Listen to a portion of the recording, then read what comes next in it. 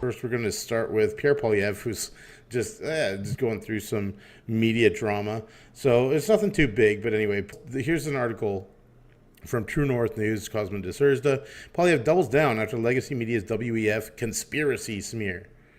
The Conservative leader Pierre Poilievre has hit back at a recent smear piece by the Canadian press, published in outlets including CBC and CTV, accusing him of embracing conspiracy theories about the World Economic Forum, an annual meeting of global elites held in Davos, Switzerland each year.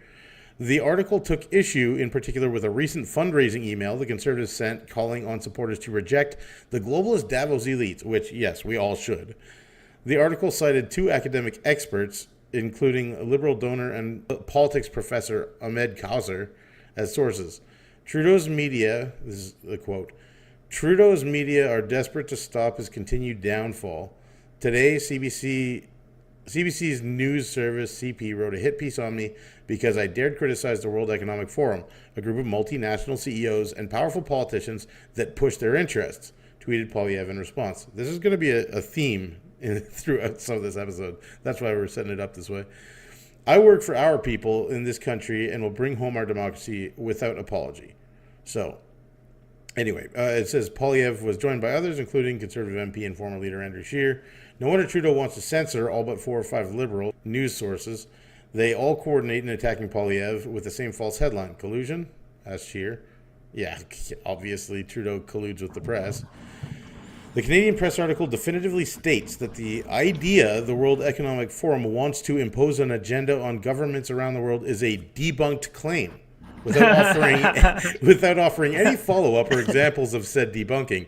In reality, the WEF's own explicitly stated mission, and you can click there if you want to go read it, is to engage the foremost political, business, cultural, and other leaders of society to shape global, regional, and industry agendas. So yeah, the World Economic Forum says they're doing something, and the Canadian press calls it a conspiracy theory. All right, so that's what we're dealing with here in Canada. We seem so far behind, but everyone's waking up collectively. Like when you read stuff like this, I mean, and they're doing a great job, but it's like these hit pieces and stuff. It's like if anyone's actually reading this, like, God, you're far behind. Yeah, yeah, and hopefully they're reading some True North news articles that exactly. Like, I mean, this is good because it's precisely right. Yeah, but yeah, we're getting there. Yeah, CTV, Global, CBC are all in extraordinarily bad monetary shape. Like I went out to the theater or whatever, and like CTV was advertising that if you want to donate to them because of this whole Facebook fiasco, you can like use your little sort of QR code scanner to go donate to CTV to keep them alive. That's wild. Yeah. So yeah, nobody's actually watching them on cable, anyways. Like the tables are turning. It's just well, just right along with the BBC, right? So anyway, this is all good. A lot of people are moving on and making their own decisions about some of these crazy global events that have been happening. And here's another article from True North News from Andrew Lawton. Climate catastrophism has to stop. And the article goes on, we're told not to question the government's global warming narrative because the science is settled, except it isn't. Not when the science is often just politically charged climate catastrophism. Former Finance Minister Joe Oliver joined True North's Andrew Lawton to explain. So you can watch the video there. But yeah, you see that, like that earlier video of the Australian MP.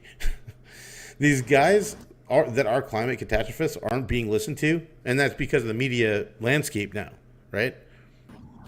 It's all wrapped up together. Exactly. It's all, once it's exposed, you see who it is. You see them doing their other things, right? So, and by them, I mean the WEF and their different agendas, right? Right, yeah. And I think part of the reason that they're starting to look so crazy is that now people are starting to look at them as the crazy conspiracy theorists, and they hate that because that's what they're calling everybody who's telling the truth.